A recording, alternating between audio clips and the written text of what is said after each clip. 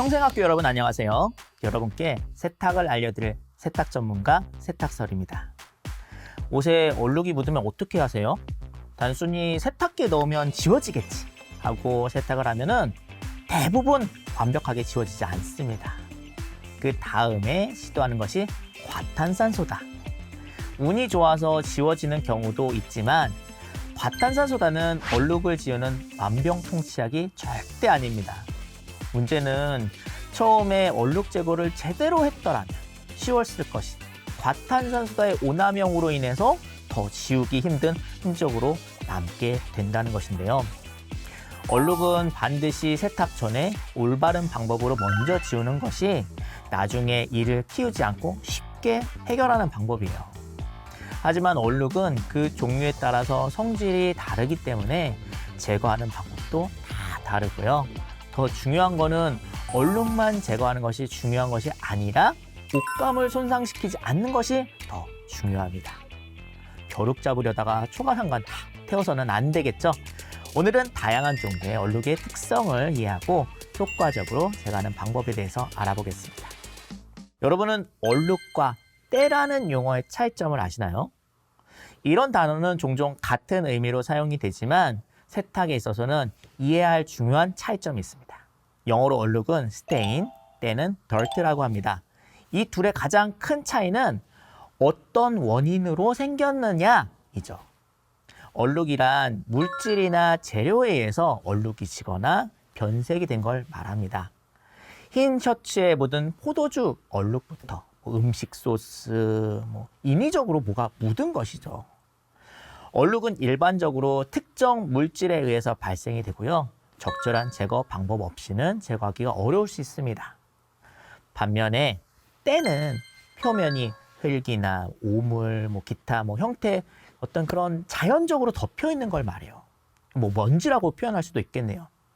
때나 먼지는 물리적으로 털어내거나 계면활성제로 떼어내는 것이죠.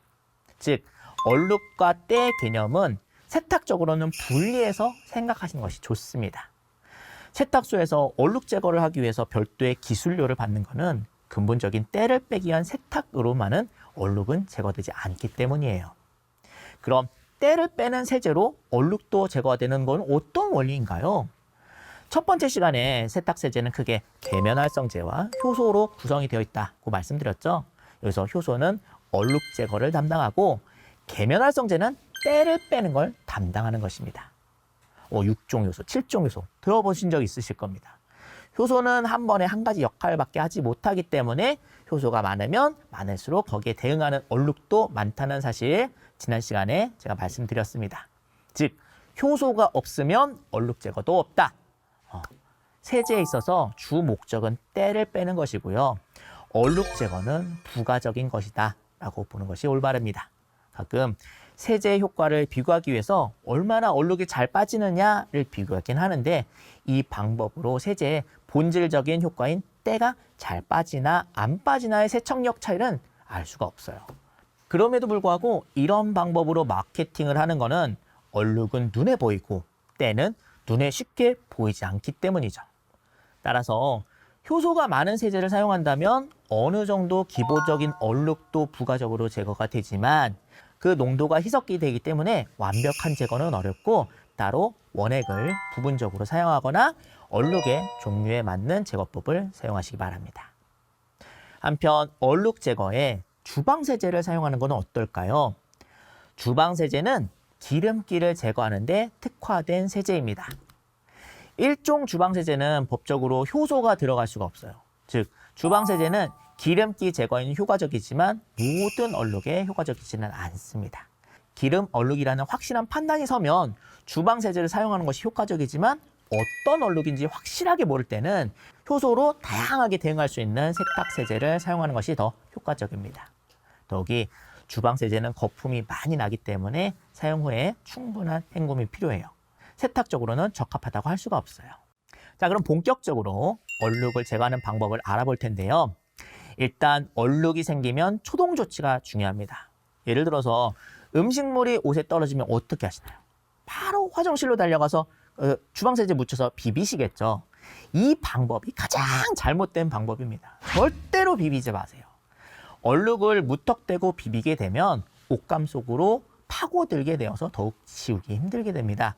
뿐만 아니라 무리하게 비비는 과정에서 생기는 마찰력은 옷감의 보풀과 탈색을 일으킬 수도 있습니다. 일단 얼룩이 생기면 큰 덩어리는 플라스틱 숟가락 같은 걸로 걷어내고 무조건 주방세제보다는 얼룩의 종류에 맞는 제거법을 사용하고 무조건 내가 해결하기보다는 애매한 얼룩은 세탁 전문 업소의 도움을 받는 것도 좋습니다. 단 얼룩은 골든타임이 중요하기 때문에 너무 오래 방치하지 말고 최대한 빨리 전문 업소를 찾아주시기 바랍니다. 얼룩을 제거하는 데도 순서가 있다는 사실 알고 계시나요? 모든 얼룩은 복합적입니다. 가장 위에 유막이 있죠. 유막은 일종의 보호막입니다. 식물이 뜨거운 햇볕 아래 마르지 않는 것도 반짝반짝 유막층이 있기 때문입니다. 단순히 커피 얼룩이라고 해도 그 속엔 우유 단백질이 있을 수도 있고 국물은 기름 낀 육수가 베이스라는 거 잊지 마시기 바랍니다. 기름은 가볍고 물은 무겁다는 사실 알고 계시죠? 유막은 항상 얼룩의 제일 바깥쪽에 자리 잡고 있습니다. 따라서 얼룩 제거의 1번은 유막 제거입니다. 유막 제거를 하기 위해서는 에탄올 알코올이나 손소독제를 활용하시면 효과적이에요. 그 다음 수용성, 단백질, 마지막으로 불용성 혹은 색소를 제거하는 순서로 얼룩을 제거하는 것입니다. 수용성 얼룩은 대부분 식물성 얼룩, 이른바 타닌 얼룩이라고 합니다. 주로 와인, 커피, 주스, 과즙 등이 이에 해당하죠. 식물성 얼룩은 산성인 특징이 있습니다. 얼룩을 제거하는 기본적인 원리는 그 얼룩과 비슷한 성질로 제거하는 것이죠. 기름은 기름으로, 물은 물로, 산성은 산성으로, 알칼리는 알칼리로 빼는 것이 기본적인 원리입니다. 반면 식물성 얼룩에 알칼리성을 사용하게 되면 더 고착이 되고요. 식물성 얼룩에 과탄산소다를 먼저 사용하는 것은 그만큼 좋지 않아요. 그렇다면 산성인 식물성 얼룩은 산성으로 제거해야 되겠죠. 식초나 구연산 등을 사용하되 분산을 도와주는 세제와 함께 섞어서 이른바 타닌 얼룩 제거제를 만들어서 제거하면 효과적입니다. 반대로 동물성 얼룩은 단백질, 지방을 제거하는 것이 관건입니다. 사람 몸에서 나오는 분비물이나 우유, 고기 기름 등이 해당되겠죠. 두 가지로 접근할 수 있어요. 첫 번째로 효소를 이용하는 것이고요. 두 번째로는 알칼리를 사용하는 것이죠. 기본적으로 세제는 알칼리성이고 효소 세제에는 단백질 분해 효소가 들어있기 때문에 효소 세제 원액을 얼룩 부위에 발라서 전처리를 하는 방식으로 얼룩을 제거할 수 있습니다. 효소가 없다면 방편으로 소화제를 가루를 내서 세제와 섞어서 사용하는 것도 효과적이에요. 음식물인 단백질을 분해하는 것과 얼룩의 단백질을 분해하는 것은 기본적으로 같은 원리이기 때문이에요. 식물성, 동물성 얼룩을 제거하고 남은 거는 색소입니다. 김치에 빨간 얼룩이 남는 거는 색소이죠. 김치 국물이 밴 도마가 색이 빠지지 않는 것처럼 색소 얼룩을 제거하는 거는 결코 쉽지 않습니다. 이때 최후의 수단 표백제를 사용하는 것이죠. 대표적인 표백제인 과탄산소다 사용법은 지난 강의에서 충분히 설명드렸습니다. 강한 자외선 또한 표백 효과가 있기 때문에 남아있는 색소는 햇볕에 널어놓는 것만으로도 제거가 가능합니다. 휘발성 얼룩, 볼펜 잉크는 에탄올 알코올 등 휘발성이 있는 용제로 제거합니다. 꿀팁으로 많이 소개되는 물파스도 휘발성이 있긴 하지만 또 다른 얼룩을 만들 수 있는 원료가 속에 들어있기 때문에 추천드리지는 않고요. 알코올 손소독제는 꽤 좋은 효과를 기대할 수 있습니다. 이때 바닥에 잉크를 흡수할 수 있는 수건 등을 깔아주고 충분히 잉크가 분산이 될 수 있도록 해주는 것이 좋습니다.